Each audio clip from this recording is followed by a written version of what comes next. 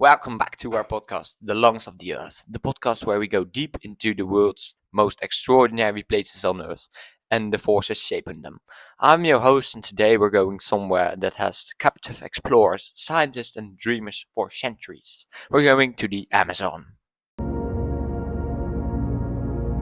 Let's start at the beginning. Geographically, the Amazon is vast beyond comprehension. It stretches across 9 countries in South America, with about 60% sitting within the borders of Brazil. The Amazon rainforest covers more than 5.5 million square kilometers, and it's larger than the entire continent of Europe. Through the Amazon runs the Amazon River. It's the greatest river on Earth by volume. Every single day, this river discharges more fresh water into the Atlantic Ocean than the next seven largest rivers combined. It's very important. In fact, it carries the lifeblood of an entire continent. And now we're going to talk about the rain season. A rain season is a period roughly between December and May when skies open up and it rains a lot. During peak rain sessions, some parts of the Amazon receive over 3 meters of rainfall. Think about that. 3 meters of water falling from the sky in a matter of months. That's a lot of water. Those poor animals. This rain doesn't just fall from the clouds. The forest has many ways to create its own rain.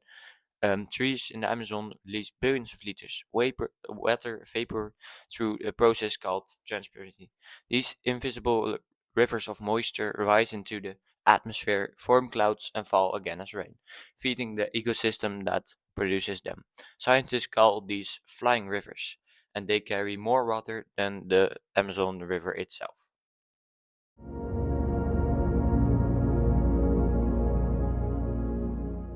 Now, let's talk about what lives inside this incredible world because the Amazon is the most biodiverse place on the planet. In a single hectare, an area roughly the size of a football field, you might find over 250 species of tree, 250 different kinds of tree, in a space smaller than most city blocks.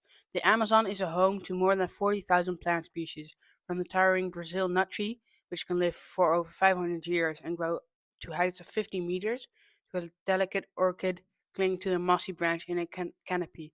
Plants here have evolved into every shape, size, and survival strategy imaginable. One of those fascinating is the vine. Vines in the Amazon don't just climb for the sake of climbing. They're strategic survivors. Some vines have evolved to follow the light through the dense canopy, growing meters in a single day. Others have developed chemical defenses so special that indigenous people have used them for centuries in medicine and ritual. The vine called ayahuasca, for instance, has become globally known for its psychoactive properties, and it remains central to the spiritual practice of many Amazonian tribes. Speaking of tribes, the Amazon is not just a natural wonder, it's also a human one. For thousands of years, tribes have lived in the Amazon. Today, there are estimated to be over 400 tribal groups living across the Amazon basin, speaking hundreds of different languages. Some of these communities have lived in voluntary isolation from the outside world for generations, choosing to remain untouched by modern civilization. Research has consistently shown that indigenous territories in the Amazon have significantly lower rates of deforestation than surrounding areas. The knowledge these communities hold about plants, animals, the rhythm of the rainy season, the healing properties of hundreds of species represents an irreplaceable library of human understanding, a library that is under threat.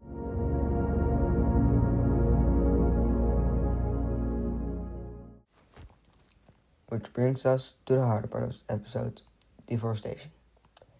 It's a word that gets thrown around in headlines and environmental campaigns, but it loses its weight quickly. So let's be specific. Deforestation is the permanent removal of trees and forests to make way for other things, like cattle ranching, soy farming, logging, and mining. And in the Amazon, it's been happening at an unbelievable fast pace. Since the 1970s, around 17% of the Amazon has been destroyed. That's a larger area than France. Every year, hundreds of thousands of hectares of forest are cleared and burned. You may have seen satellite images of the Amazon when it's photographed from space during the burning season. It looks like it's on fire, because it is. consequences are enormous, and they go far beyond the loss of individual trees and animals. When the forest is cleared, that incredible water cycle we talked about earlier gets disrupted. The flying rivers slow down, rainfall decreases, droughts become more common and more severe. The ecosystem begins to unravel, and there is a tipping point. Scientists warn that if deforestation continues at its current rate, the Amazon could reach a point of no return, a threshold beyond which the forest can longer sustain itself, and it begins to transform into a dry savanna. The exact number is debated, but many researchers place the threshold around 20 to 25% of forest loss, and we're already at 17%, so that's not far away from where we are anymore. Now, you can't talk about the Amazon without talking about climate change. The Amazon plays a really big role in regulating the global climate. Those billions of trees can absorb carbon dioxide from the atmosphere, storing carbon in their trunks, roots, and soil. The Amazon as a whole stores an estimated 150 to 200 billion tons of carbon. If that carbon were released into the atmosphere through burning, decay, or deforestation, it would represent a catastrophic acceleration of climate change. But here's what's troubling. Recent research suggests that part of the Amazon already changing from being a carbon sink to a carbon source, meaning that in some areas the degraded and burned forest is now releasing more carbon than it absorbs. For the first time in recorded history, sections of the Amazon are contributing to climate change rather than buffering against it. This is happening now.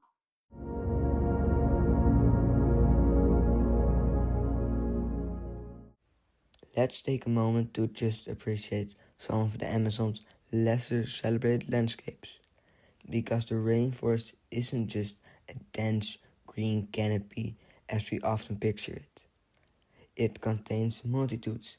There's the swamp, the flooded Amazon wetlands known as Vargea and Igapo, are extraordinary environments that appear when the Amazon River spills its banks during the rain season, inundating the surrounding forest for months at a time.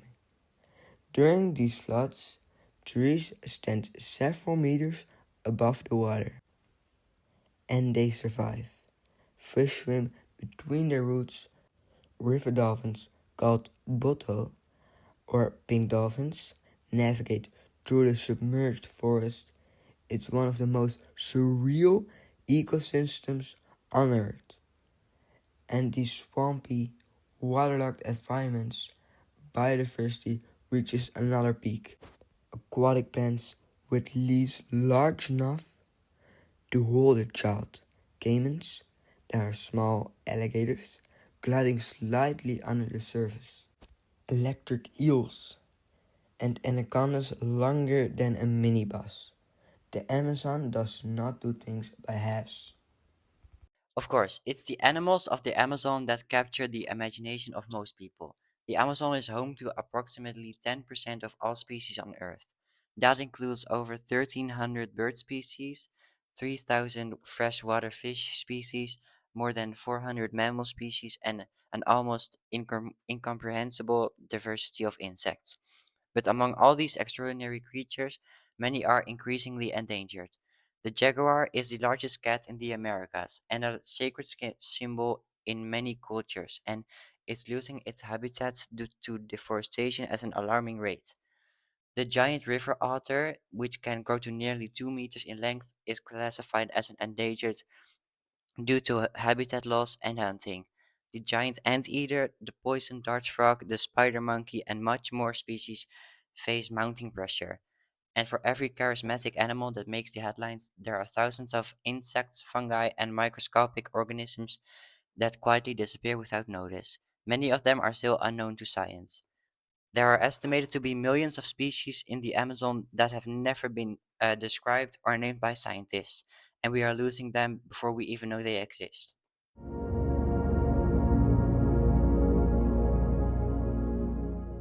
I want to end the episode on something that gives me hope. The Amazon is under threat, that is real, and it would be wrong to pretend otherwise. But the Amazon is also resilient and it's defended. Across the Amazon, local tribes are fighting for their land and winning. Environmental organizations are using satellite technology to monitor deforestation in real time. And in some years, deforestation rates have dropped significantly in response to political will and public pressure. Reforestation projects are underway. Young people in Brazil and across South America are demanding better protection for the forest. The Amazon has a future, but that future depends on decisions being made right now by governments, by corporations, by consumers, and by all of us who share this planet. When we lose a tree in Amazon, we don't just lose a tree, we lose a home for hundreds of animals. We lose a knot in the water cycle that brings rain to the city, thousands of kilometers away. We lose a potential cure for disease we haven't even discovered yet. We lose a piece of story told in the bark. The Amazon isn't just South Africa's forest, it's a world forest. And the question of whether we protect it is not just an environmental one, it's a moral one. Thank you for listening to our podcast. If this episode moved you, share it with someone who needs to hear it. Leave us a review, and next time it rains, wherever you are in the world, just take a moment to think about where the water might come from. It might have just been a tree from Brazil.